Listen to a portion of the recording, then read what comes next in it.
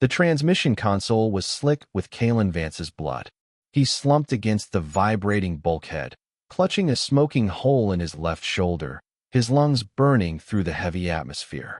A meter away, Princess Alara leaned into the sector-wide comms array. She wasn't begging.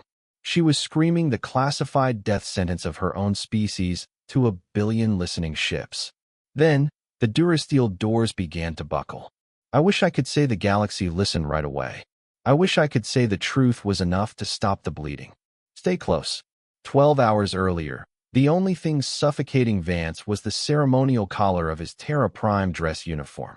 It dug mercilessly into his windpipe as he stood beneath the vaulted, crystalline ceiling of the celestial spire, signing his life away to a stranger.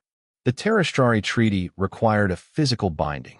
Vance held the shifting metal wedding ring, a band engineered to respond to the wearer's biometric resonance.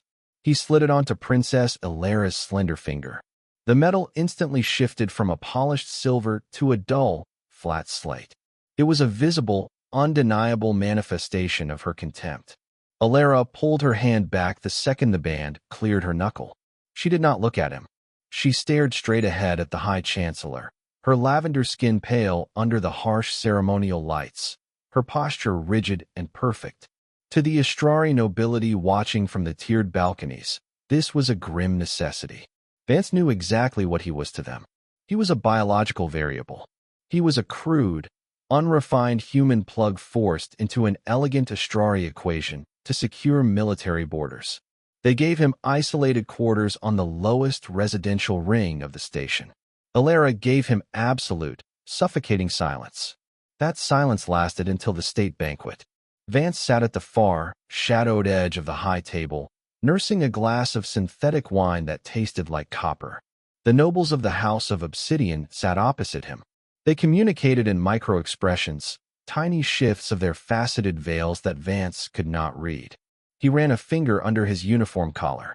The stiff, synthetic fabric was tailored for an Astrari neck. It was too narrow, rubbing the skin of his throat raw with every turn of his head. It was a constant, irritating reminder of the political cage he was locked inside. He stopped adjusting the collar.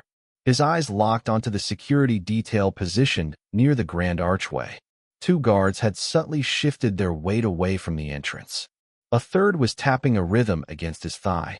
They were grouped too closely. They were preparing for an impact. Vance leaned toward the communications officer seated to his left. If they just checked the ignition, the high-yield explosive vaporized the grand archway. Concussive pressure ruptured the crystal windows, turning the banquet hall into a vacuum of flying glass and smoke. Vance didn't process the noise. He reacted to the heat. He lunged across the table, grabbing Alara by the wrist and hauling her to the polished floor just as thermal fire swept the space where her head had been. Thick smoke filled the room, heavy with the smell of scorched fabric and melting stone. 3 figures wearing unmarked tactical armor stepped through the burning debris. They leveled pulse rifles at the high table. Vance kicked a heavy service grating free from the wall. He shoved the princess into the dark maintenance shaft and dropped in after her, pulling the grate shut as plasma scarred the metal above.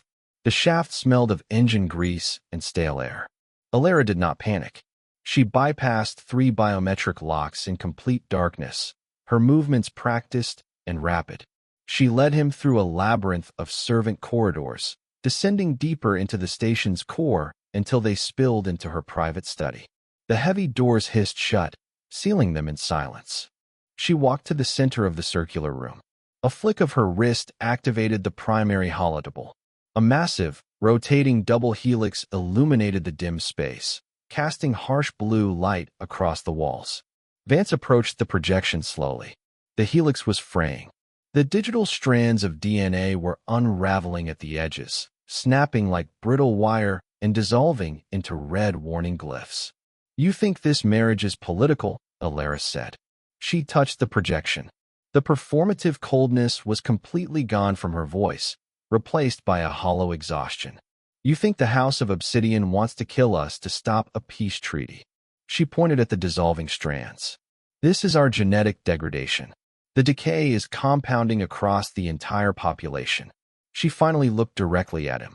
50 years, Captain Vance. In 50 years, the Astrari bloodline ceases to exist. The blue light of the decaying DNA projection washed over the circular study. Vance stared at the fraying digital helix, the reality of the Terrestrari Treaty finally shifting into focus. He was not a political prisoner meant to appease a border dispute. He was a biological anchor. His genetic sequence was the raw, unrefined material required to patch a dying code. He looked at his hands, calloused and scarred from years of border skirmishes, and finally understood the massive sum of credits silently transferred to his military pension. He was a cure. Alara shut down the projection, plunging the room back into heavy, suffocating shadows. The silence between them felt entirely different now, stripped of its performative hostility and left with nothing but shared, desperate survival. The House of Obsidian knew the truth. They preferred a pure, extinct bloodline over a hybridized future, and they would glass the entire diplomatic spire to ensure the secret died tonight.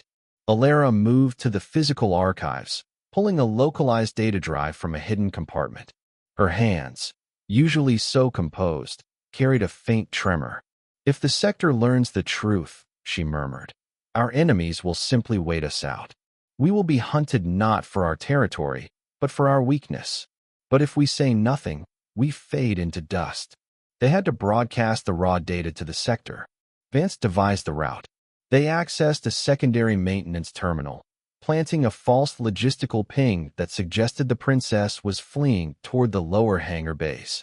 It was a crude piece of bait, but the Obsidian assassins were operating on a tight, panicked timeline. They moved upward instead, climbing the primary transmission shaft toward the station's peak. The air here was stifling, thick with the smell of heated coolant and scorched wiring. The gravity plating in this sector was old, pulling at their limbs with a sluggish, uneven pressure that made every step exhausting. Vance moved with deliberate, silent precision.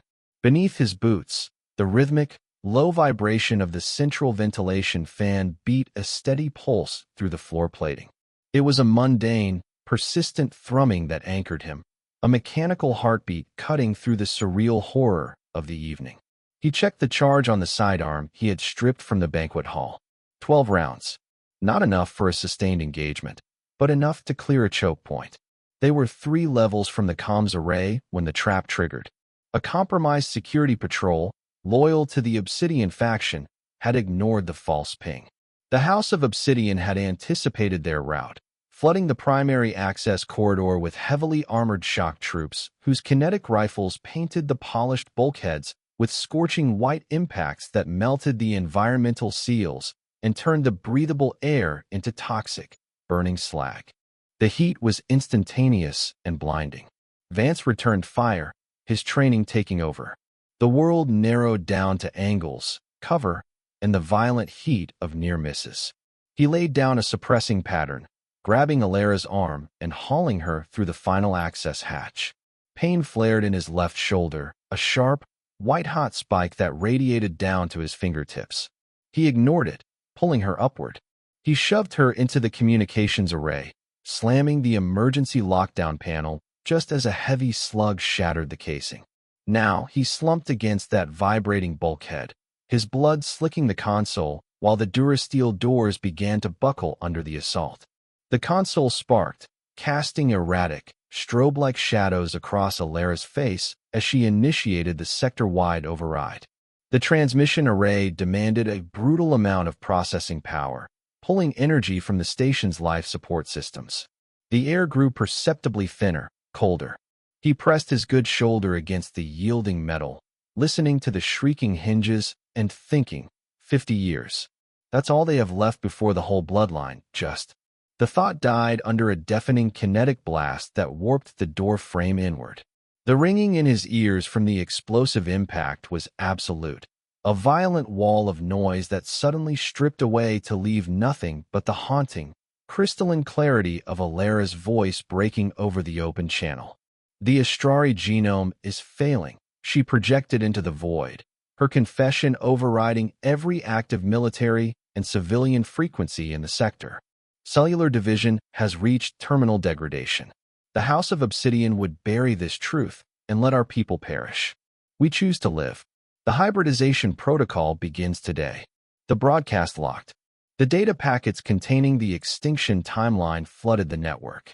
On the other side of the buckling durasteel, the kinetic hammering abruptly stopped. The Obsidian shock troops were receiving the same wideband alerts as the rest of the galaxy. Their treason was public. Within seconds, the deep, resonant hum of Terra Prime warships dropping out of slipspace rattled the station's reinforced glass. The local Astrari High Council, listening from their secure bunkers, issued immediate arrest warrants for the Obsidian leadership. The war was over before it could spark.